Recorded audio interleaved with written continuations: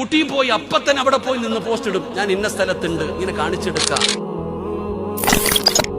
എടാ, നീയും നിന്റെ കുടുംബവും നിനക്കൊരു വീട് വെച്ചു, നീ വീട് വെച്ചിട്ട് അത് 40 പേരെ കാണിക്കാൻ സ്റ്റാറ്റസ് ഇടും. നിന്റെ വീട്, ഉള്ള്, ബെഡ്റൂം, അടുക്കള, ബാത്റൂം, സർവ്വതും നാട്ടുകാർ കാണണം. എല്ലാ കാര്യങ്ങളും അങ്ങനെ പറയാനുള്ളതല്ല. നീ ഊട്ടി പോയി അപ്പത്തന്നെ അവിടെ പോയി നിന്ന് പോസ്റ്റ് ഇടും, ഞാൻ ഇന്ന സ്ഥലത്തുണ്ട്, ഇങ്ങനെ കാണിച്ചെടുക്കാം. എന്റെ പ്രിയപ്പെട്ടവരെ, കണ്ണിനെ കുറിച്ച് പഠിക്കുക. നിബിധങ്ങൾ പറയുന്നു 3 രീതിയിലാണ് കണ്ണുള്ളത്.